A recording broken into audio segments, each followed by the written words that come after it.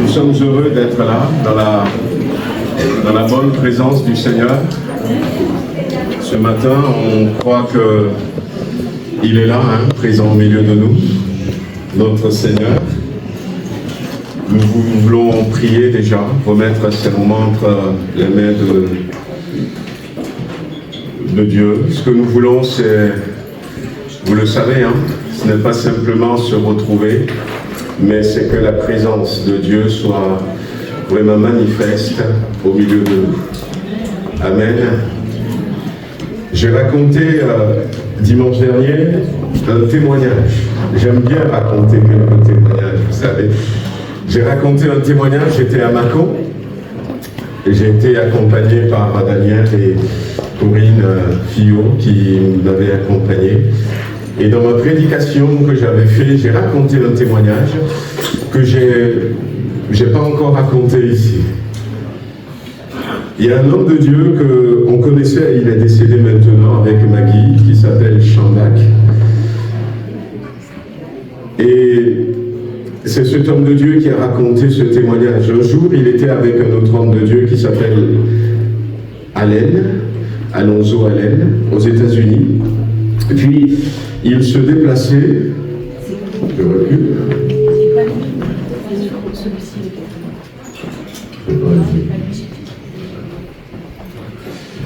Et donc, vous m'entendez? Cet homme de Dieu nous raconte cette histoire à Chambak, qu'il était avec Alonso, et il faisait des campagnes d'évangélisation sous chapiteau pendant 7 jours, et des fois même plus. Et puis quand ils étaient arrivés dans cet état de l'Alabama pour faire un chapiteau, il y avait des publicités, les journaux en parlaient. Il y a eu une maman qui était arrivée avec son garçon de 4 ans. Et ce garçon de 4 ans avait 26 infirmités, 26 maladies. Il n'avait pas ses 2 pieds, ses jambes étaient arquées, il ne pouvait pas parler, sa langue pendait, il était aveugle, il était sourd, et son cœur, il y avait plein de maladies qui étaient là. Et donc il racontait que cette maman était venue depuis l'État du Tennessee, de Nashville, pour que l'homme de Dieu prie pour son fils. Et le premier jour, l'homme de Dieu a prêché, il a prié pour personne, 3 prédications par jour. Le deuxième jour, pareil. Et 3e jour, la journée avait commencé. Et à la pause, la maman était partie voir Chambak, et lui disait, il ne me reste plus que $20. Je dois repartir cette nuit parce que je n'aurai pas de quoi payer l'hôtel où j'ai logé.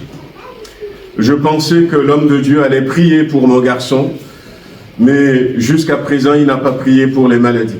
Et quand Chambak avait vu le bébé, le petit garçon de 4 ans, il disait, écoute, si ce soir, après la réunion, il ne prie pas pour les malades, eh bien, moi, je prierai pour ton bébé.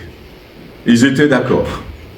Et puis la réunion du soir, la dernière réunion de ce jour-là, quand le pasteur Allen avait pris le micro, il a dit, aujourd'hui on va faire quelque chose de particulier. On va prendre une offrande, mais une offrande de foi. Une offrande de foi, si ça vous coûte, c'est une offrande de foi. Quelque chose que vous avez vraiment foi en Dieu et vous donnez. Et puis cette dame avait donné son bébé à quelqu'un et elle était la première qui était venue. Il y avait un panier qui était là et elle avait mis quelque chose dans le panier. Chambak disait qu'elle avait dit qu'il lui restait plus que $20 et lui il était sur l'estrade. Il n'a pas hésité, il s'était levé pour regarder combien elle a mis dans le panier. Et elle avait mis $20. Elle a mis tout ce qu'elle avait. Et puis certains d'autres étaient venus. Après, l'homme de Dieu a commencé à prêcher. Et tout à coup, il s'était arrêté. Il a dit, je vois un grand bâtiment. Un bâtiment blanc. On a l'impression que c'est un hôpital. Je rentre dedans. je vois à peu près 12 médecins qui étaient autour d'une table. Il y avait un bébé sur la table. Ce bébé avait des malformations, des infirmités. On dirait que ce bébé devait avoir 10, 12, non, 26 maladies. Et dit, le bébé devait avoir à peu près 4 ans maintenant. Et il est ici. Apportez-le-moi. Et quand il avait commencé à prier pour ce garçon devant tout le monde, on voit les 2 pieds, l'un après l'autre, qui poussent, les jambes arquées qui se redressent, l'enfant, la langue qui rentre à l'intérieur, l'enfant qui tout à coup ouvre ses yeux. Et ce qui s'était passé, c'est que, eh bien, à un moment donné, l'enfant était complètement guéri de ses 26 maladies, infirmités. Et il la dépose.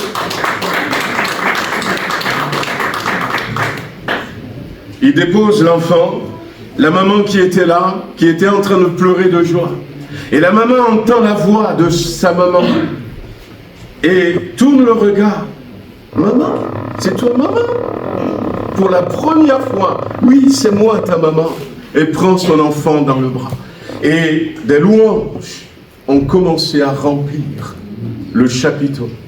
3000 personnes étaient là. Il y avait 12 personnes qui étaient en chaise roulante. Et tous avaient été guéris. Amen. Ce qui s'était passé était tellement impressionnant qu'on n'a même pas dit au paralytique, lève-toi. Il s'était levé. Et tous les 12, et tous ceux qui étaient là, quelle que soit la maladie, ils ont commencé simplement, non pas à dire, Seigneur, fais-le pour moi aussi, mais ils ont vu la grandeur de notre Dieu. Ils ont vu l'amour de notre Dieu. Ils ont commencé à dire, mais qu'est-ce que c'est beau. Tu es puissant. Tu es un Dieu extraordinaire. Je t'aime, Seigneur, pour ce que tu as fait, pour cette maman, ce bébé. Et en disant ces choses, les maladies ont commencé à partir. Et ça s'est passé, je pourrais dire, dans notre génération. La dernière fois, quand on avait vu, c'était en 2008, on était parti aux États-Unis à cette conférence. On a été au Togo coordinateur d'un groupe d'évangélisation. Il y avait encore à Chamba, il y avait encore un autre. Il nous disait, vous pouvez m'inviter. Mais à ce moment-là, en 2008, ouais, je me dis, bon, on va voir. Et puis, Chambak est décédé en 2012. Et puis l'autre aussi. Mais c'est le même Dieu. Amen. C'est le même Dieu. Et ce matin, je veux que nous nous réjouissons dans la présence de Dieu. Amen. Nous allons passer une semaine où on veut prier. On veut prier pour nous, pour nos enfants. On veut prier pour notre vie spirituelle. On veut prier pour ce projet que nous avons. On veut prier, mais en gardant à tête que rien n'est impossible à Dieu. Amen.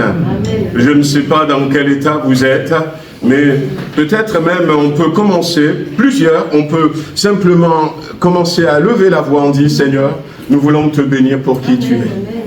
Amen. Nous voulons te remercier pour qui tu es. Et nous savons que tu es là, présent au milieu de nous. Amen. Voilà que quelques voix se lèvent et puis on va prier. Seigneur notre Dieu, nous voulons te bénir, élever ton nom, te remercier. Seigneur, ce miracle que tu as fait pour cet enfant, cette dame. Seigneur, avec tes serviteurs, tu es le même Dieu qui est capable de le faire. En entendant ce miracle, Seigneur, nous avons applaudi, Seigneur, nous nous sommes réjouis à cause de la grandeur de notre Dieu. Ce matin, Seigneur, j'ai eu une pensée pour notre sœur Danielle Pradinas. J'ai eu une pensée pour Roland Borelli, Seigneur, pour, Seigneur, Pascal Larnaud. J'ai eu une pensée, Seigneur, pour ces bien-aimés qui sont là. Je sais que tu es le même Dieu. Tu es ce Dieu suffisant, souverain, qui agit, Seigneur. Et ce matin, donne-nous un cœur qui regarde regarde à ta grandeur, non pas la grandeur de nos soucis, non pas la grandeur des défis que nous avons à relever. Notre Dieu est grand, notre Dieu est puissant, notre Dieu est un Dieu qui est présent et qui est vivant ce matin. Tu vas agir encore, tu béniras notre sœur Nathalie qui va apprendre le baptême. Louange à toi, Seigneur. Tu poseras ta main sur chacun d'entre nous au nom de Jésus-Christ. Amen. Amen. On va chanter le Dieu miséricordieux. Alléluia. La grâce incomparable, l'amour véritable. Nous voulons l'élever ce matin. Nous voulons l'exalter ce matin.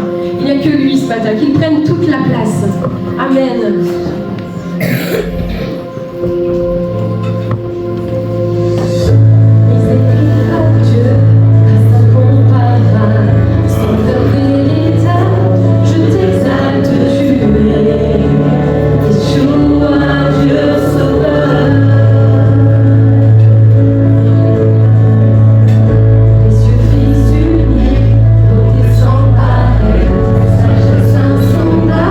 Je t'exalte, tu es Yeshua.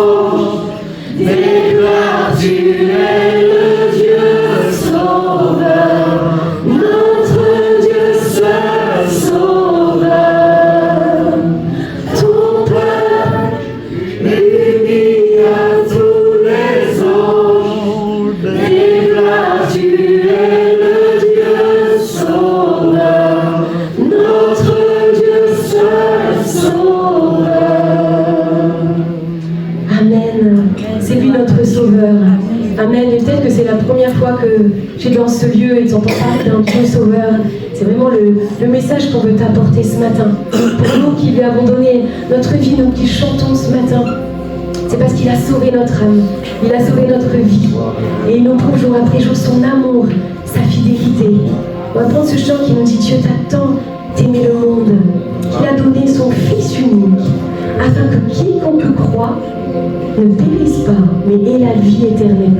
C'est également un verset de sa parole, un verset de sa Bible. Et ce matin, ce message est accessible pour toi aussi.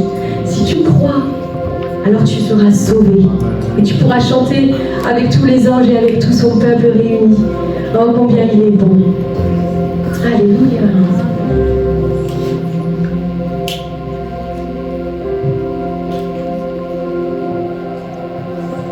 Je attends d'aimer le monde qu'il a donné son Fils unique, afin que quiconque croit ne périsse pas, mais qu'il ait la vie éternelle.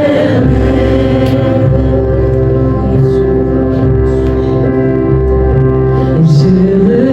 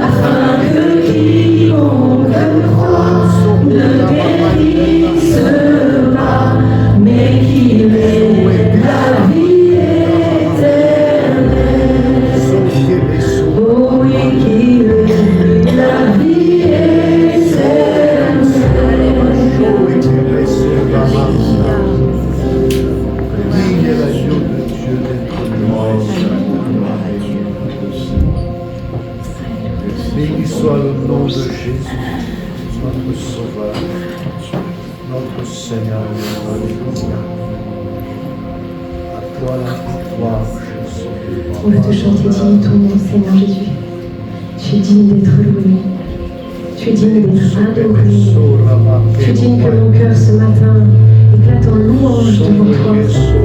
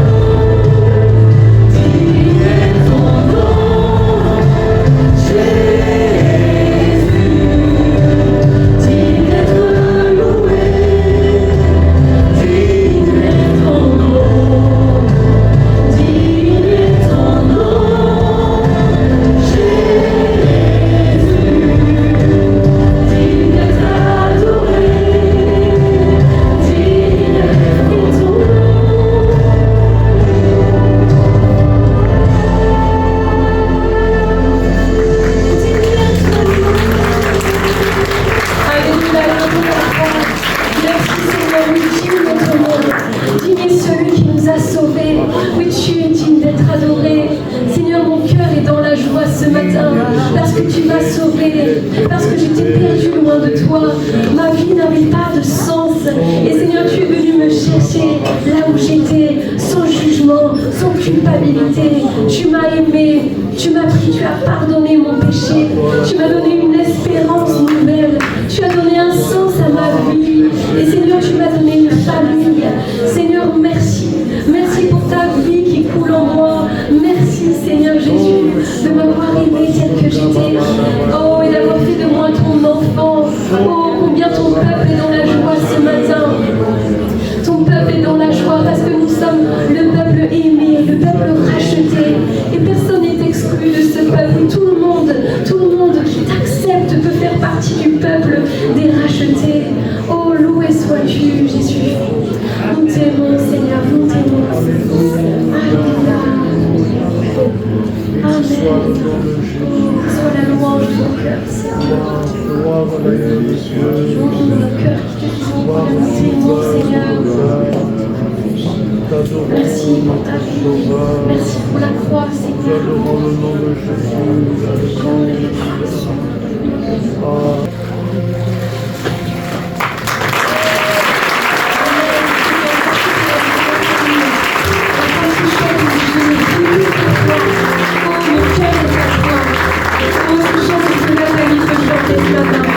Chacun de nous, on peut chanter ce matin.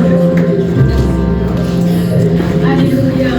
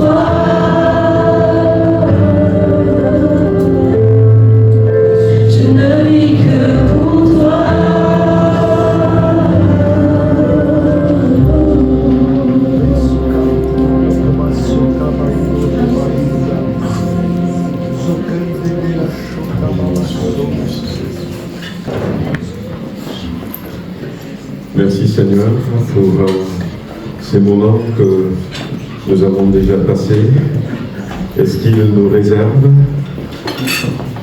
On va peut-être passer aux annonces et aux offrandes déjà. On fera la Sainte Seine à la fin, mais on peut déjà passer aux offrandes et puis aux annonces.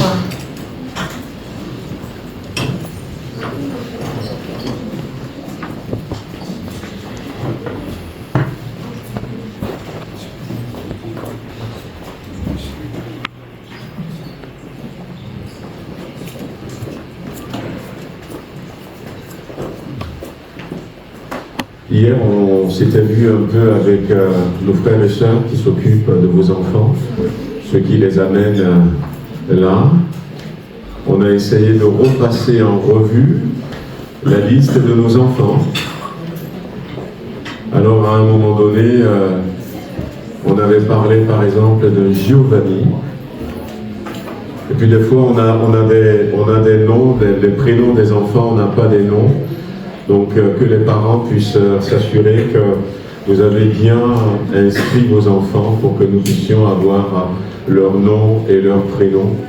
Il y a un des animateurs qui disait je ne sais pas qui ils sont. Donc voilà, donc on veut les connaître par leur nom, par leur date même de naissance, parce que dans une des classes, ils veulent leur préparer des surprises pour leur anniversaire. Donc si vous n'avez pas encore donné les informations, soit voyez avec Maggie, ou vous les marquez pour que nous puissions vraiment bien les identifier. Alors bienvenue à ceux qui sont avec nous pour la première fois. Nous sommes le dimanche 13 octobre, nous sommes heureux de vous avoir avec nous. Amen, que le Seigneur soit béni pour vos vies. Si vous avez besoin d'informations, d'aller plus loin, n'hésitez pas à venir vers nous pour en savoir un peu plus. Voilà, donc aujourd'hui c'est ce service de baptême. Merci de penser à continuer à prier pour notre sœur Nathalie. Voilà, aujourd'hui on avait aussi programmé un temps de jeûne et prière. Tous d'un commun accord persévéraient dans la prière, la persévérance dans la prière.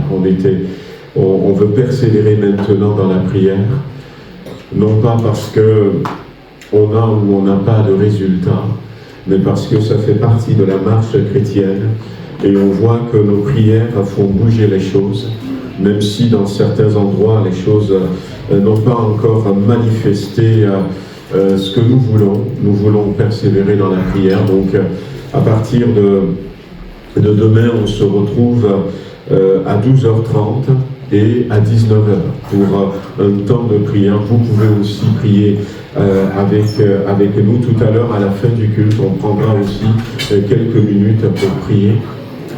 Le diapo suivant nous dit que Jésus dans ma maison. Alors j'étais donc au séminaire pendant cette semaine avec le pasteur François de Tarare. Et il s'est fait qu'à partir de demain aussi, il y a un de nos départements qui s'appelle MOVE 025 qui aussi lance une semaine de jeûne et prière, 5 jours, lundi, mardi, mercredi, jeudi, vendredi, avec le thème « Jésus dans ma maison ». Lundi, où est Jésus dans ma vie, dans ma famille. Et mardi, garder la place de Jésus. Jésus dans mon quotidien, ça c'est pour le mercredi, sortir de la coutume, sortir de la tradition, de tout ce qui est routine. Jeudi, Jésus dans ma tempête, comment résister, garder la foi. Et puis vendredi, Jésus dans mes aspirations, chercher l'orientation de Dieu pour mes projets. Donc, vous pouvez aussi vous joindre à nous par rapport à ça. Je pourrais vous envoyer ce dont j'ai le numéro de téléphone que j'ai rajouté à ce groupe WhatsApp. Je pourrais vous renvoyer ça pour que si jamais vous voulez prier à la maison, vous voyez les thèmes et que vous puissiez continuer à prier. Voilà, dimanche dernier, on avait un couple qui était venu dans le cadre du pique-nique en commun. Voilà, il y a un couple de baptistes qui était venu. Beaucoup de personnes n'étaient pas restées, mais bon, on verra avec nos bien-aimés pour essayer de réorganiser ça, peut-être en beaucoup mieux, à un moment donné où moi je n'aurai pas, je serai là pour fédérer nos églises. Voilà, on a une formation ou une préparation pour le baptême qui va démarrer. Donc si vous voulez vous faire baptiser, simplement par obéissance au Seigneur, la Bible dit, celui qui croira, est-ce que nous croyons? Oui. Et qui sera baptisé sera sauvé. Les deux sont liés. Donc n'hésitez pas, il y a une liste qui est à l'accueil, vous pouvez vous y inscrire et puis on vous contactera. Le dimanche prochain, donc, on avait annoncé une après-midi formation. Donc, on veut rester aussi donc, pour faire plus une étude biblique peut-être, mais un peu plus théologique, mieux comprendre les évangiles synoptiques. Les évangiles synoptiques, c'est Matthieu, Marc et Luc.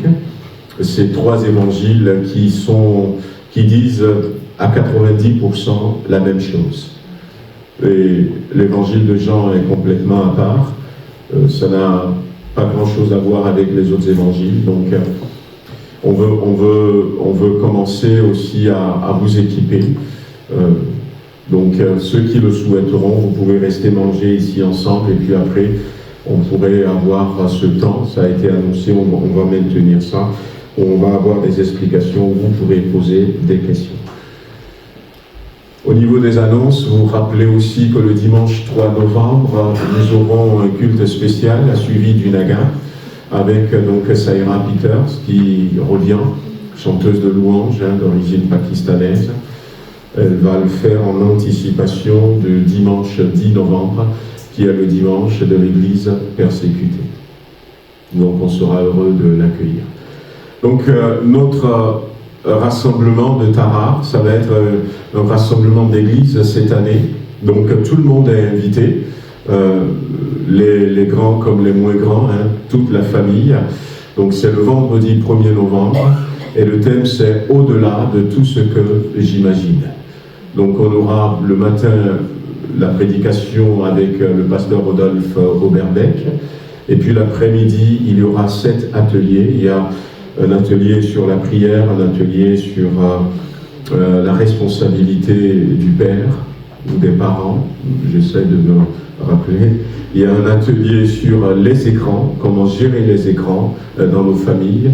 Il y aura un atelier sur voilà, l'édification, avoir une vie chrétienne riche, une vie chrétienne satisfaisante. Il y aura un atelier. Donc on a des frères, pasteurs, comment gérer les difficultés aussi. Donc il y aura un atelier comme ça, comment gérer les difficultés. Il y aura un temps l'après-midi aussi où les enfants pourront se défouler. Donc il y a le QR code que vous pouvez scanner. Je n'ai pas réussi à imprimer, l'imprimante a un petit souci à régler. Donc j'ai pas réussi à imprimer, donc mais il y a un QR code, je peux vous renvoyer aussi, donc à tous. Et puis vous pouvez aussi directement aller. Cette année, on veut que les gens s'inscrivent. C'est gratuit l'inscription. On veut que les gens s'inscrivent, ça nous permet peut-être de savoir déjà combien, parce qu'il y a tous les ateliers, vous allez voir les 7 ateliers, vous pouvez vous inscrire dans l'atelier que vous voulez. On sait que cet atelier, on peut le maintenir parce que il y a beaucoup de personnes. S'il y a par exemple, il n'y a que 3 personnes pour un atelier, à ce moment-là, on saura et puis on va annoncer que non, on ne va pas faire cet atelier.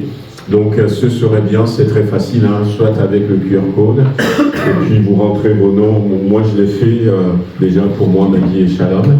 Donc vous pouvez vous inscrire et puis choisissez les ateliers que vous voulez. Et aussi pour les sandwichs, on fait des gâteaux, on fait des sandwichs, on reviendra vers vous pour ceux qui nous aident avec les gâteaux. Mais pour tout ça, on veut limiter les quantités.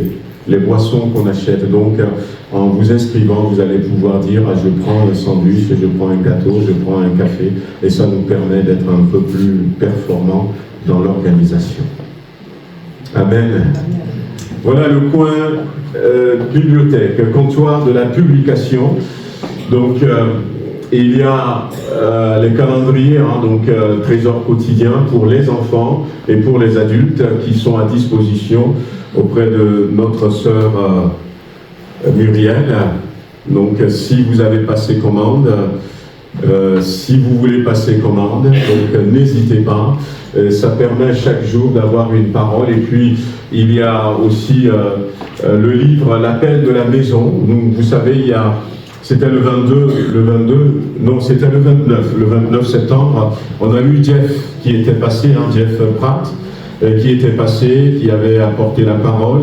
Et puis, il était venu avec quelques livres, l'appel de la maison à 15 €, mais à la fin du culte, il n'en restait pas beaucoup. Et il y a certains qui voulaient, donc on lui a demandé, il nous a envoyé 10 livres, donc c'est à disposition si vous voulez. Et puis je ne sais pas si vous connaissez aussi Michel Codet, on l'avait reçu ici il y a déjà quelque temps, mais c'était un vendredi soir. Il était imam, fils d'imam, petit-fils d'imam de Côte d'Ivoire, il est maintenant pasteur, et il était venu là donner son témoignage.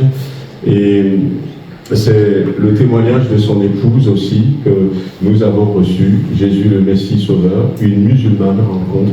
Si vous avez des amis musulmans, pourquoi pas l'acheter et puis faire un cadeau.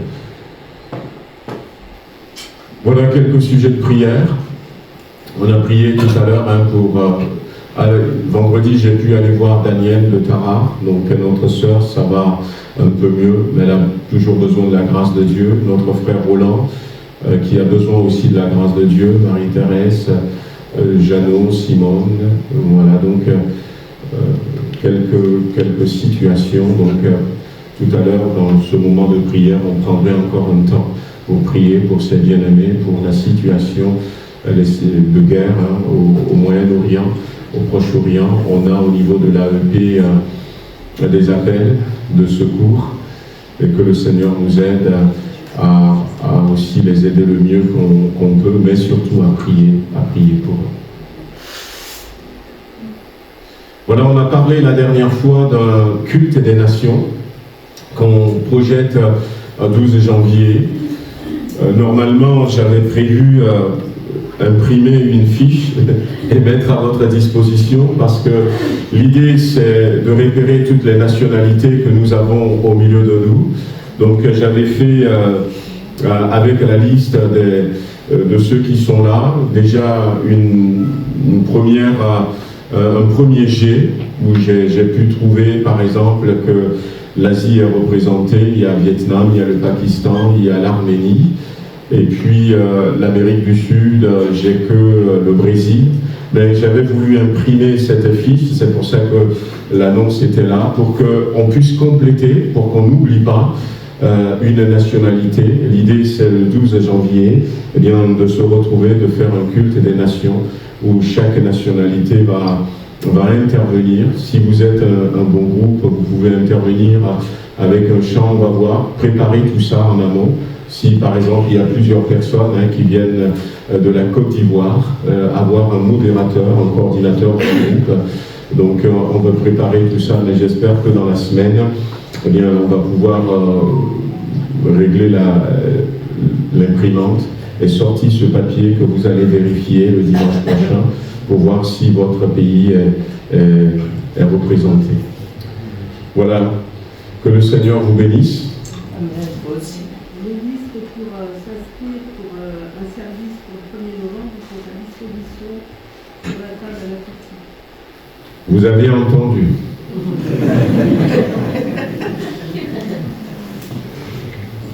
N'hésitez pas. Je vais m'inscrire. Moi, je m'inscris toujours pour la veille, pour la préparation de la salle. Et puis, si le vendredi 1er, vous pouvez aussi aider, n'hésitez pas. Donc, à la sortie, sur le côté droit, eh bien, il y a des listes là-bas. Merci pour votre investissement.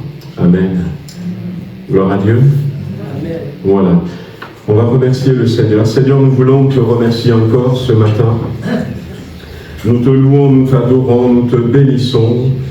Et nous voulons, Seigneur, te demander de continuer à nous parler, à nous bénir, à poser ta main sur nous, Seigneur.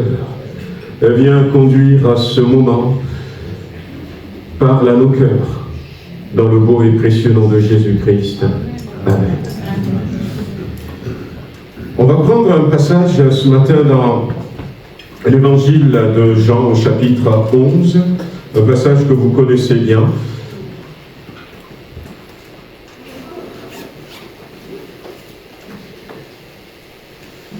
À partir du verset 1er, il est dit, il y avait un homme malade, Lazare de Béthanie, village de Marie et de Marthe, sa sœur.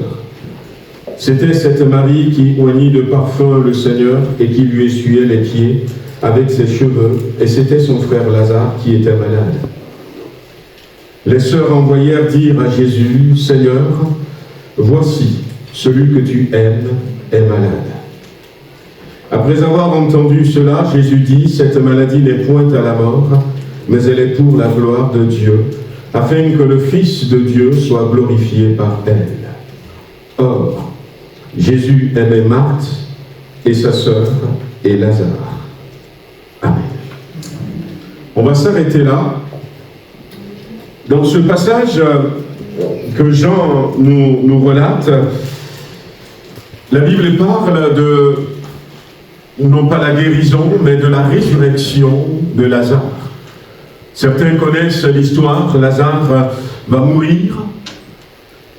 Jésus n'aura pas le temps d'aller. Lazare va mourir de cette maladie ou de l'aggravation de sa santé. Et puis derrière, Lazare sera enterré. Et 4 jours après, quand Jésus va arriver, 4 jours après l'enterrement de Lazare, Jésus arrive et finalement, Jésus va ramener vivant Lazare. Et ce fut un grand miracle, un beau miracle. Un miracle qui a secoué Béthanie et puis peut-être Jérusalem, puisque Béthanie n'est pas loin de Jérusalem. Mais ce que je voulais partager avec nous ce matin, c'est que quand ils étaient venus voir Jésus pour lui dire « Celui que tu aimes est malade », Jésus répond dans ce passage que nous avons lu « Cette maladie n'est point à la mort, mais elle est pour la gloire de Dieu, afin que le Fils de Dieu soit glorifié par elle. » Jésus donne une raison, un objectif. Jésus va orienter différemment le raisonnement de nous les hommes, la manière dont nous comprenons les choses, la manière dont nous abordons les réalités de notre vie, avec quelle force mentale nous faisons face aux difficultés que nous rencontrons. Marthe et Marie ne pouvaient pas se déplacer. On pense qu'il était malade, ça fait déjà un bon moment, et que brusquement, son état s'était aggravé. Jésus a été chez Marthe et Marie. À quel moment? On ne sait pas. Il n'avait même pas été question de Lazare. Quand Marthe était venue voir Jésus en disant « Maître, cela ne te fait-il rien de ce que ma sœur Marie, elle est assise à tes pieds ?» et qu'elle ne vient pas m'aider. Jésus était chez eux. Et la Bible nous montre que Jésus allait souvent chez eux. Et Jésus connaissait déjà Lazare, puisque le messager va dire « Celui que tu aimes. Celui que tu aimes. » Et donc, malgré la présence de Jésus, frères et sœurs, malgré cette proximité de Jésus avec cette famille, quel privilège pour les gens qui ont vécu à ce moment-là. Jésus n'allait pas partout. Il ne s'arrêtait pas partout. On sait qu'à Capernaum, il était avec Pierre. Il était souvent dans la maison de Pierre. Nazareth, c'était là où a vécu ses parents, mais il y va très peu. Mais quand il vient sur Jérusalem, il passe du temps à Béthanie. Et pourtant, Lazare était malade. Et pourtant, Lazare était malade. Et il n'a pas été guéri. Jésus est en train de nous montrer dans ce verset que ce qui doit motiver nos louanges, ce qui doit motiver notre désir de marcher avec le Seigneur, ça ne doit pas être une guérison, un miracle, ou encore une situation de confort. Jésus allait, et pourtant Lazare était malade. Et là, Jésus va dire que cette maladie n'est point à la mort. Une confession de foi. Une parole de foi. Cette maladie n'est point à la mort. Et je crois que Jésus le disait pour ceux qui étaient venus lui apporter le message. Comme pour aller dire à Marthe et à Marie, votre frère ne va pas mourir. Et ce qui nous dérange souvent et qui nous empêche de vivre une vie chrétienne victorieuse, ou encore de vivre les miracles, c'est notre confession, frères et sœurs. C'est ce que Jésus dit, et c'est ce que nous nous disons. Des fois, il y a un grand décalage. Qu'est-ce que Jésus a dit? Qu'est-ce que Jésus a dit? La Bible dit que les femmes étaient là, elles étaient en train de pleurer le jour de la résurrection de Jésus. Elles ont vu des anges. Et surtout Marie-Madeleine, elle était là à pleurer de tout son cœur.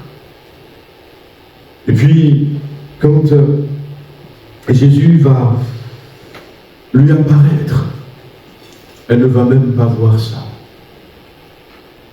Elle a oublié ce que Jésus a dit. Les deux disciples sur le chemin d'Emmaüs, qui étaient dans un désespoir aussi tel qu'ils n'ont pas vu Jésus, qui marchait avec eux. Et Jésus va leur dire, mais est-ce que l'Écriture n'a pas annoncé ces choses?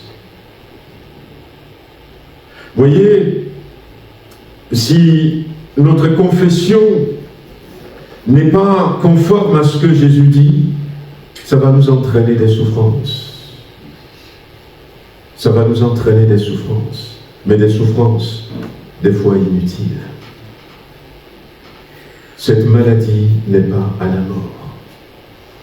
La dernière fois, nous parlions, c'était en semaine, vous n'étiez pas là, où un homme était venu, il s'appelait Jairus, était venu, malgré qu'il était le chef de la synagogue, c'est-à-dire le pasteur, on pouvait dire aujourd'hui, pour faire le rapprochement. Sa fille de 12 ans était malade. Et sa fille de 12 ans était sur le point de mourir. Alors cet homme avait décidé d'aller vers Jésus. Et quand Jésus était arrivé, il s'était prosterné, il s'était mis à genoux devant Jésus, s'était jeté à ses pieds et a supplié Jésus en disant, ma fille est sur le point de mourir, viens chez moi. Pose ta main sur elle et elle va guérir. Et Jésus dit, j'irai et je la guérirai. Et puis ils sont partis pour aller à la maison de cet homme. Vous connaissez, que ce soit dans Marc 5 ou encore dans Luc chapitre 8, il y a ce passage. La guérison, la résurrection de la fille de Jairus. Il y avait entre-temps la femme avec la perte de sang. Et puis, finalement, à un moment donné, quand les gens de la maison de cet homme étaient venus le rencontrer, ça a pris trop de temps. Il y avait la femme à la perte de sang, qui elle est venue toucher Jésus. Jésus s'était arrêté, tout ça. Et puis les gens ont dit à cet homme, ce n'est plus la peine de déranger Jésus. Ta fille, elle est morte. Et la Bible dit que Jésus, quand il a écouté ce que ces messagers sont venus, c'est Jésus qui a pris la parole. Ces gens-là parlaient à Jairus en disant, ce n'est plus la peine que tu déranges Jésus, parce que ta fille est morte. Mais Jésus, quand il a entendu cela, va se tourner vers Jairus et va dire, ne crains pas, continue de croire. Et lui second dira, sans tenir compte de ses paroles. Jésus est resté, et Jésus voulait encourager Jairus à rester sur sa première confession. Jairus était venu voir Jésus, non pas pour que Jésus essaye de guérir son fils ou sa fille, mais il était venu voir Jésus pour que Jésus relève sa fille. C'est clair. Viens, impose les mains et elle ira mieux. C'était ça la démarche. Tout comme la femme à la perte des sangs. Si seulement je touche son vêtement, je serai guéri. Ce n'est pas peut-être que Jésus va faire quelque chose pour moi. Non, ces gens-là, ils étaient fermes dans leur foi. Ils avaient compris quelque chose. Mais des fois, nous comprenons ces choses. Nous croyons que Dieu est le Dieu de miracles. Nous réalisons que Dieu est capable de nous guérir dans notre santé, de restaurer notre foyer, de nous donner un travail, ou encore d'arranger les situations dans notre famille. Et puis à un moment donné, eh bien, il y a une autre pensée qui vient. Et Jésus, sans tenir compte de ses paroles, va dire à Jairus, non, ne baisse pas ta garde, ne diminue pas dans la foi, reste sur ce que toi-même tu as confessé. Jésus va venir et ma fille ira bien. Reste sur ça. Jésus va dire aux envoyés, cette maladie n'est pas à la mort. Nous avons besoin, frères et sœurs, dans ces temps, de cultiver cette foi, d'avoir cette foi. Non pas qu'il y a différents types de foi, mais donner à notre foi cette réalité. Et en plus, la dame, entre parenthèses, la femme à la perte des sangs, qui aussi était malade depuis 12 ans.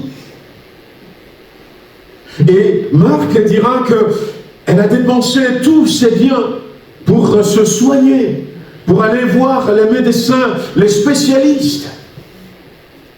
Et non seulement elle n'a pas été guérie, mais Marc va rajouter, son état était allé de mal en pis.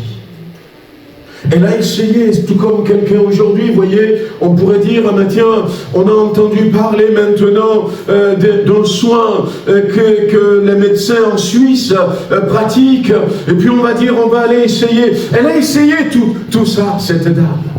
Elle n'a jamais été guérie. Mais la grande différence, c'est que le jour où elle a décidé d'aller vers Jésus, elle n'a pas dit, je vais aller voir Jésus pour essayer de voir si Jésus, lui, il peut quelque chose. Voyez la différence. Voyez pourquoi elle a reçu sa guérison. Elle était venue vers Jésus. Elle a dit, si je touche seulement.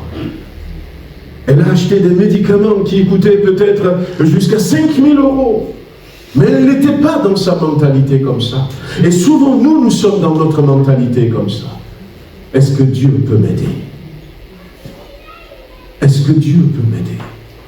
Viens chez moi à la maison. Mais cet homme n'était pas chrétien. Cet homme suivait la loi. Il n'était même pas venu vers Jésus tout de suite. Ça n'a pas été facile pour lui, Jairus. Parce qu'il était chef de la synagogue. Mais, voyez, viens, il a dit à Jésus. Et Jésus est allé. Qui aurait pu penser? Jésus est allé chez lui. Et Jésus a restauré la vie dans sa fille. Même si la mort, entre-temps, a frappé. Parce que ces gens-là, ils ont agi avec cette foi. Qu'est-ce que Dieu dit? On laisse tomber facilement. On laisse tomber rapidement notre conviction dans un Dieu tout-puissant. Parce qu'on entend des choses. Parce qu'on voit des choses. Mais nous devons peut-être apprendre à faire comme Jésus sans tenir compte de ses paroles. Je ne dis pas de jeter toute parole. Mais quand la parole vient décourager notre foi, quand la parole ne nous maintient pas. Ce matin, j'avais eu une parole de connaissance, mais je n'avais pas eu le temps de la porter. Où Dieu disait à quelqu'un, tu regardes de plus en plus à tes difficultés. Et plus tu regardes à tes difficultés, moi, je diminue dans ton cœur. Et c'est comme ça, c'est la réalité. Mais si nous maintenons notre foi, nous maintenons notre regard sur le Dieu Tout-Puissant, et nous allons voir qu'à un moment donné, c'est les difficultés qui diminuent. C'est les difficultés qui perdent en intensité. Cette maladie n'est point à la mort, mais elle est pour la gloire de Dieu. Afin que le Fils de Dieu soit glorifié par elle. Voyez, mais dans cette réponse, il n'y a pas Lazare. Pas du tout, il n'y a pas Lazare. Jésus n'a pas dit, eh bien, finalement, que cette maladie va servir à Lazare pour avoir une foi plus grande. Mais Lazare aura une foi beaucoup plus grande. Cette maladie ne va pas servir à permettre que, finalement, Lazare... Il n'y a rien, Jésus n'a rien dit sur Lazare. Cette maladie, elle est pour la gloire de Dieu. Afin que le Fils de Dieu soit glorifié par elle. Et je crois qu'une des choses aussi que nous faisons souvent, c'est que nous nous mettons trop au centre de nos prières. Et pas assez de Dieu. Et pas assez de Dieu. C'est le pasteur Patrice Martorano qui a prêché au séminaire la dernière prédication et qui nous rappelle la prière de Moïse, où Dieu va s'adresser à Moïse en disant « Écoute, tu vas conduire ce peuple, vous allez dans un pays où coule le lait et le miel, mon ange va marcher devant vous pour vous protéger, pour vous garder en chemin, mais moi, je n'irai pas avec vous, parce que vous êtes un peuple au cou raide. Et si moi je viens au milieu de vous, ben ma sainteté va vous détruire. » Et Moïse s'était mis à genoux. Et Moïse a dit, ne nous fais pas partir si toi-même tu ne viens pas. Et il nous rappelle, ce pasteur, il nous rappelle, son thème c'était la prière qui met Dieu au-dessus de tout. Mais c'est vrai que dans nos prières, souvent, la gloire de Dieu n'est pas là. Jésus n'est pas là. C'est nous, c'est pour nous. C'est pour notre bonheur, c'est pour que nous puissions aller mieux, aller bien. Et regardez même, dans Actes chapitre 4, la Bible dit que les disciples, Actes chapitre 4,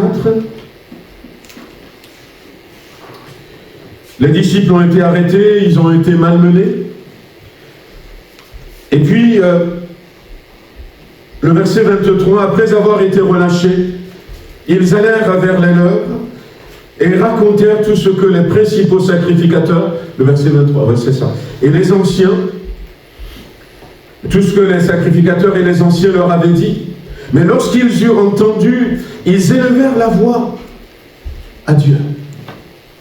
On peut lire. Ils élevèrent à Dieu la voix tous ensemble et dire, et regardez la prière, ce sont des disciples qui ont été arrêtés, qui ont été malmenés, frappés. On leur a interdit de continuer à parler de Jésus-Christ. Ils ont été mis en prison pendant quelque temps. Et ils sortent, ils ont été relâchés finalement. Ils viennent vers les leurs. Et regardez leur prière. Seigneur, toi qui as fait le ciel, la terre, la mer et tout ce qui s'y trouve. C'est commencé comme ça. Wow. C'est toi qui as dit, par le Saint-Esprit. On peut retrouver Dieu là, dans cette prière. Dieu est là.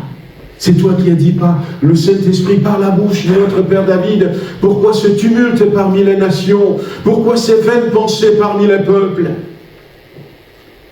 On va continuer avec la suite. Les rois de la terre se sont soulevés et les princes se sont ligués contre le Seigneur et contre ton oint, en effet contre ton saint fils Jésus. Et Jésus aussi était là, dans cette prière. Que tu as oint, Hérode, Ponce Pilate, se sont ligués dans cette ville, avec les nations, avec les peuples d'Israël, pour faire tout ce que ta main et ton conseil avaient arrêté d'avance. Et maintenant, Seigneur, vois leurs menaces. Ils n'ont même pas dit guéris-nous. Hein. Vois leurs menaces. Et donne à tes serviteurs d'annoncer. Donne à tes serviteurs d'annoncer ta parole avec une pleine assurance. Voilà leur prière. Avec une pleine assurance. En étendant tes mains. Et c'est là où viennent les guérisons. C'est là où se passent les miracles. Pour qu'il se fasse des guérisons, des miracles, des prodiges, par le nom de ton saint serviteur, Jésus. Ils étaient où, eux? Pierre, Jean, ils étaient où dans cette prière? Une prière tellement différente de celle que nous faisons. Seigneur, tu vois mes soucis, tu vois ceci, tu as vu, toi-même tu m'as dit, moi. Voilà, s'il te plaît.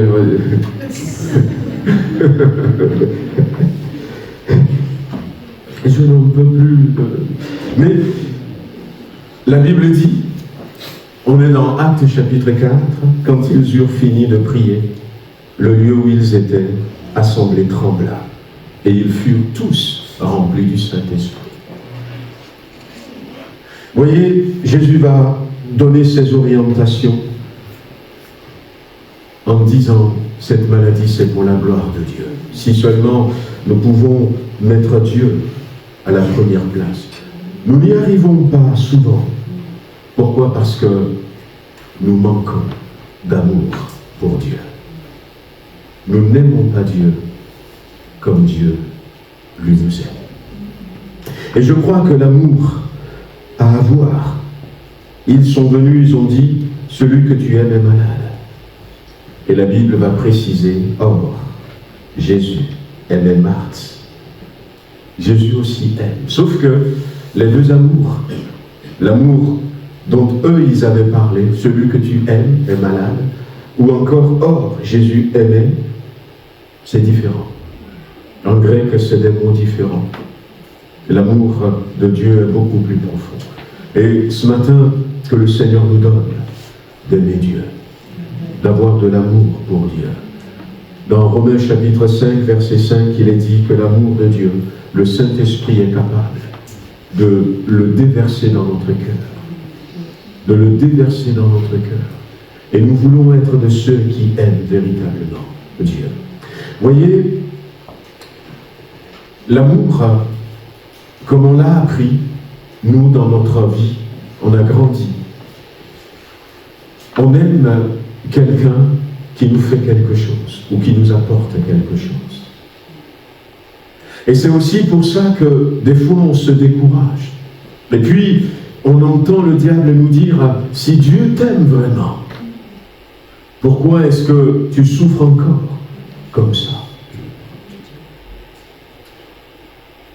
Pourquoi est-ce que tu es dans cette situation?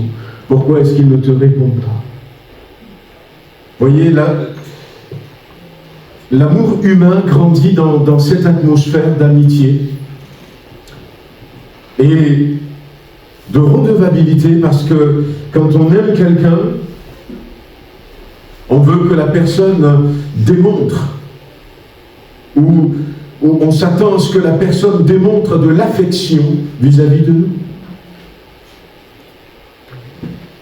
Eh bien, l'amour naturel va vite s'éteindre, alors que l'amour que Dieu veut nous donner, c'est le fruit du Saint-Esprit. C'est un amour qui dépasse. Et quand nous manifestons cet amour, on aime Dieu. On l'aime parce qu'il nous a aimés le premier. Et on l'aime en retour.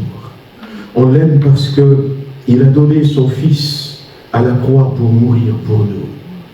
On aime Dieu parce que, à partir du moment où nous devenons chrétiens, et si vous ne l'êtes pas, il faut devenir chrétien. On ne naît pas chrétien, mais on devient chrétien.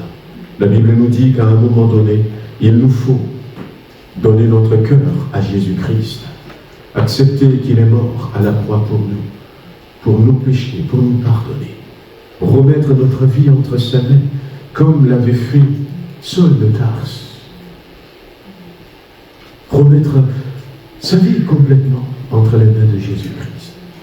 Et quand nous devenons chrétiens, Dieu devient notre Père. Dieu devient notre Père. Et on l'aime parce qu'il est notre Père.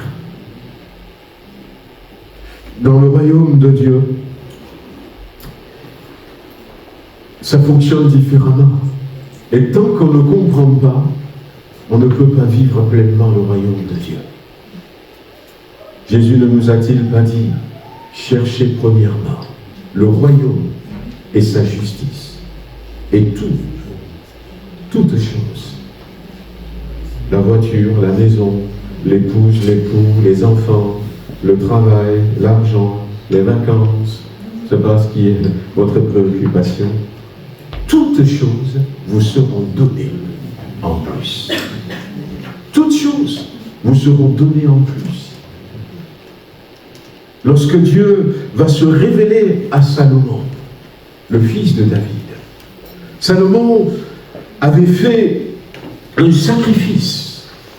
Il était parti, il a été élu roi à la place de son père. Dieu l'a choisi, parce qu'il y a d'autres qui convoitaient le trône, mais c'est lui que Dieu a choisi. Et les choses se sont accomplies. Et Salomon était parti à Gabaon, donc disons là où un lieu de culte, on va dire, pour remercier Dieu. Tu m'as choisi, aujourd'hui je suis roi. Et il va faire un sacrifice à Dieu. Et il va sacrifier 1000 bœufs. Wow. Pour dire merci à Dieu. L'adoration, la louange. Et la Bible dit que cette nuit-là, alors qu'il dormait, le Seigneur était venu le visiter. Dit Salomon, demande-moi une chose que tu veux que je vais faire pour toi. En réponse à sa louange. Il est venu pour remercier et il a été tellement loin que Dieu s'était déplacé. Et Salomon va lui dire à nouveau, eh bien, maintenant que je suis roi, j'ai besoin de sagesse. Mais Dieu connaît le cœur de chacun d'entre nous. Dieu connaît le cœur de chacun d'entre nous, puisque quand il a demandé la sagesse, Dieu lui dit, c'est tout? Oui, c'est tout. Je demande la sagesse. Et Dieu lui dit en retour, parce que tu n'as pas demandé la mort de tes ennemis, parce que Dieu voyait son cœur. Tu n'as pas demandé de la richesse, tu n'as pas demandé de la grandeur. Eh bien, je vais te donner la sagesse. Mais toutes ces choses que tu n'as pas demandées, je vais te les donner aussi. Parce que Dieu connaît nos besoins. Il nous connaît mieux que nous-mêmes. Cherchez premièrement le royaume de Dieu et sa justice. Et toutes ces choses vous seront donnés en plus. En plus. Des fois, nous perdons notre temps à vouloir suivre à gauche, à droite. Le chemin, c'est Jésus. Le chemin, c'est Jésus. Je suis le chemin. Suivre simplement Jésus. Je suis la vérité. Restez avec Jésus. Je suis la vie. Et on trouve la vraie vie. Dieu restaure et arrange tout dans notre vie. L'amour pour Dieu. L'amour pour Dieu, frères et sœurs. Voyez, la Bible dira, aimez vos ennemis. Si nous avons véritablement l'amour pour Dieu, voyez comment Dieu agit. La Bible dit, c'est clair, des fois, Dieu ne prend pas le coupable pour innocent. C'est écrit. Et Dieu est un Dieu de justice. Celui qui est coupable, Dieu ne va pas dire qu'il est innocent. Il ne le dira pas parce que Dieu est juste. Et pourtant, Jésus va aller vers Zachée. Jésus ne va pas le dédaigner, ne va pas le mépriser comme les autres. Et pourtant, Jésus va aller à la rencontre de Saul de Tarse. Cet homme qui, la Bible dit qu'il était animé de colère et de haine contre les chrétiens. Il avait approuvé le meurtre d'Étienne. Et il rentrait dans les maisons pour chercher et trouver les chrétiens. Et même si la sœur chrétienne venait d'accoucher d'un enfant, sans pitié, il arrachait le bébé de la main de la femme et va emprisonner la femme. Mais Jésus est allé à sa rencontre. Jésus est allé à sa rencontre. Dieu n'a pas hésité à se révéler à Nebuchadnezzar. Parce que c'est le Dieu d'amour. C'est le Dieu d'amour, frères et sœurs. Et nous devons apprendre à vivre en manifestant l'amour de Dieu. L'amour pour Dieu. L'amour pour Dieu. On a des fois des propos en se disant, eh bien lui là, il est digne de l'enfer. Ah oui, c'est nous les hommes qui le disent comme ça. Mais est-ce que c'est comme ça que Dieu parle? Non. Dieu ne parle jamais comme ça. Dieu ne condamne personne. Jésus l'a dit dans Jean chapitre 3, que Dieu a envoyé son Fils, non pas pour juger la terre, mais pour sauver les âmes. On était déjà tous perdus. On était tous. Et Jésus nous sauve. Mais parce que quelqu'un nous a offensés, on n'arrive pas. L'amour de Dieu, c'est un amour qui ne change pas. Quand Jésus était revenu de la mort, ressuscité, et il va aller vers les disciples, il voit Pierre. Il va poser la question à Pierre, est-ce que tu m'aimes? Pourquoi? Parce que moi je t'aime encore. Et qui que nous sommes? Dieu nous aime encore. Dieu nous aime encore. Il y avait cette sœur, je vais terminer par ce témoignage, cette sœur qui avait quitté l'église dans des conditions, et nous les chrétiens on va dire, ouais. Et puis, des années plus tard, après beaucoup de mauvaises expériences, elle était revenue. Et quand elle était revenue, tout doucement, timidement, et puis elle va demander pardon à Dieu. Les chrétiens étaient réservés pour certains. Ceux qui la connaissaient étaient réservés, n'osent pas trop. Et puis, elle a continué à venir en disant, Seigneur, aide-moi à tenir jusqu'au bout, tout ça. Puis même des fois, elle me disait, je comprends l'attitude de certains frères et sœurs. Puis un jour, à l'église, eh bien, elle a été visitée. Et elle était hésitante. Elle a été visitée. Elle était hésitante. Mais le Seigneur veut que ce soit elle. Elle a résisté, et puis à un moment donné, elle ne pouvait pas. Et elle avait apporté une belle prophétie. Mais elle n'avait pas tenu. Ce qui la retenait, ce qui faisait hésiter, c'est qu'elle ne pensait pas que ce don que le Seigneur lui avait donné avant, que le Seigneur allait à nouveau lui redonner ce don. Et après avoir porté cette prophétie, elle éclate en sanglots. Seigneur, tu me fais assez confiance encore. L'amour de Dieu ne change pas. L'amour de Dieu, c'est un amour qui se sacrifie. L'amour de Dieu, des fois, eh bien, nous fait passer par des moments compliqués parce que la Bible dit que Dieu châtie ceux qu'il aime. Dieu corrige ceux qu'il aime. Et ne comprenons pas que parce que je traverse un moment, eh bien, je dois comprendre que Dieu ne m'aime pas. Pas du tout. Pas du tout. Celui que tu aimes, hors Jésus aimé. Parce qu'il y a les objectifs dont nous avions parlé. La foi, cette maladie n'est pas pour la mort, parce que Dieu était au centre, parce qu'il y a l'amour véritable, le miracle a eu lieu. Le miracle a eu lieu. Et même si Lazare était mort, et même si Lazare était enterré, le miracle a eu lieu. Et même si la fille de Jairus, entre-temps, était morte, eh bien parce qu'il était resté sur ses principes, le miracle a eu lieu. Que le Seigneur nous aide ce matin à manifester cette foi.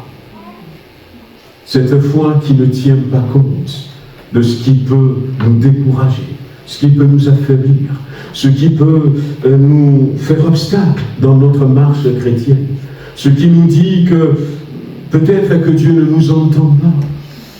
On n'a pas besoin de telles réflexions. Dieu est souverain. Il entend tout le monde. Il m'entend. La Bible dira même qu'il connaît les soupirs de notre cœur. Et des fois, il exauce même les soupirs de notre cœur. Mais l'ennemi dira, oui, il ne m'entend pas parce que j'ai péché, parce que j'ai fait ça. Non, laissons de côté tout ça. Et gardons la foi qui reste sur la Bible, la confession de ce que Dieu nous a dit. La toute-puissance de notre Dieu. Je sais que mon Dieu est puissant. Je sais qu'il est capable. Mais lui, pourquoi il n'a pas fait? Il le fera en son temps. Il le fera en son temps. Je ne sais pas ce qu'il veut enseigner. Mais ne prions pas simplement parce que nous voulons avoir une réponse pour nous. Continuons à prier, à glorifier notre Dieu. Continuons à lui parler de nos problèmes, de nos soucis, pourquoi pas, mais aussi de sa grandeur, de sa puissance, de son amour. Continuons à prier pour que le Seigneur se révèle de plus en plus, parce qu'il est un bon Dieu. Il est un bon Dieu. Ce papa avait son garçon qui, finalement, petit à petit, a commencé à toucher à la magie, et puis la sorcellerie, et puis finalement, il a été happé par ça.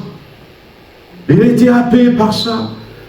Et il a progressé dans ce domaine. Il est devenu un grand sorcier. Mais le papa a continué simplement à prier pour son enfant, parce que Dieu est grand, parce que Dieu est puissant, parce que le monde qui est tout autour ont besoin, et parmi ce monde, disait-il, il y a mon enfant, ils ont besoin de voir combien tu es grand, combien tu es amour. Ceux qui sont malades ont besoin de voir que tu es ce Dieu qui guérit. Il a continué à prier, et il a continué à prier. L'ennemi n'a pas pu l'arrêter. Pourquoi? Parce qu'il ne priait pas spécifiquement pour son fils. Il prierait spécifiquement pour son fils. L'ennemi viendrait et lui dirait, eh bien tu vois, Dieu ne t'aime pas parce qu'il laisse ton fils entre les mains du diable. mais c'était sa prière. Révèle-toi. Seigneur, tu vois ces jeunes qui sont dans la drogue, qui sont dans la violence. Oh, combien ils ont besoin de te voir, combien ils ont besoin de connaître ton amour, ta grandeur. Et 27 ans après, Dieu lui dit, va dans la maison de ton fils, parce que le diable lui a demandé de sacrifier son épouse et sa fille. Et à cause de ta prière, je veux empêcher cela. Et je veux sauver ton fils. 27 ans après, quel beau témoignage. On va baisser les têtes, on va prier quelques instants. Et puis on continuera tout à l'heure. Pour ceux qui vont rester, on va prendre un peu de temps. Et puis toute la semaine. Seigneur notre Dieu, je veux te remercier encore pour nos vies. Je veux te prier, Seigneur, pour chacun d'entre nous. Nous sommes là dans ta présence. Nous voulons, Père Saint, prier. Nous voulons prier pour quelqu'un ce matin. Bien-aimé, je ne sais pas si tu as déjà donné ta vie, ton cœur à Jésus. Alors que nous avons nos têtes abaissées et que nous sommes en prière, tu peux saisir cette occasion. Venir à Jésus. Venir à Jésus. Lorsque Saul de Tarse a été rencontré par Jésus, il a dit à Jésus, qu'est-ce qu'il faut que je fasse? Il a remis sa vie entre les mains du Sauveur. Peut-être que ce matin, quelqu'un peut prendre cette décision. La Bible dit que tous ceux qui remettent leur vie entre les mains de Jésus, il leur donne le pouvoir de devenir des enfants de Dieu. Et Dieu n'est plus simplement le Dieu qui a créé les cieux et la terre, mais Dieu est aussi celui qui sera désormais leur Père. Et si vous ne l'avez pas fait, prenez cette occasion. Je veux prier peut-être avec ceux qui veulent faire cette démarche ce matin, alors que nous avons les yeux fermés. Vous pouvez peut-être simplement vous mettre debout, ceux qui veulent faire cette démarche, pour montrer à Jésus, parce que c'est une vie de victoire qui s'ouvre devant nous. Une vie où nous avons décidé de marcher désormais avec lui. On peut simplement se mettre debout pour ceux qui le veulent, alors que nous avons les yeux fermés, pour dire, tu vois Jésus, je me mets debout, pour montrer qu'à partir de maintenant, je remets ma vie entre tes mains. Et Jésus va voir, et Jésus va poser sa main. Seigneur notre Dieu, je veux remettre toute personne qui s'est mise debout ce matin entre tes mains. Merci de poser ta main sur la vie de chacun d'entre eux. Comme tu as dit toi-même, que tu ne mettrais pas dehors celui ou celle qui vient à toi. Seigneur, tu les accueilles en ce moment, dans le beau et précieux nom de Jésus-Christ. Merci Seigneur. Amen. Amen. Vous pouvez vous rasseoir. Je vais inviter les frères qui ont été choisis pour la Sainte Seine. On veut prendre la Sainte Seine, on veut se mettre debout pour ceux qui sont baptisés par immersion. Notre sœur Nathalie va pouvoir prendre la Sainte Seine avec nous.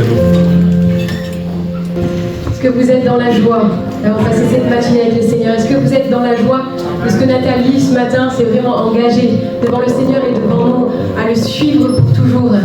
Alors on va chanter libéré, racheté. Seigneur, je vivrai désormais pour toi. Amen. Et ce repas, il renforce notre joie ce matin. Amen. Moi, je suis vraiment dans la joie quand c'est le moment de la Sainte Seine, parce que vraiment, je réalise que le Seigneur, il est mort, qu'il a payé de sa vie pour que je vive, moi, et qu'il est ressuscité.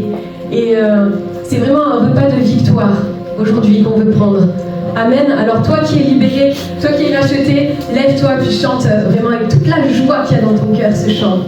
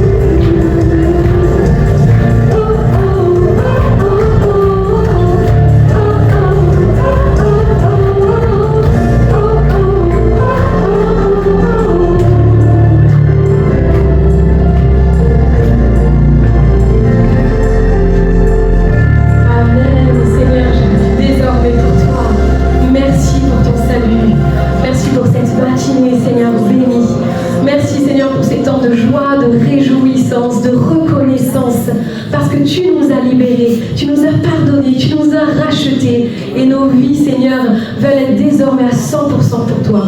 Sois glorifié ce matin. Loué sois-tu. Amen. Amen.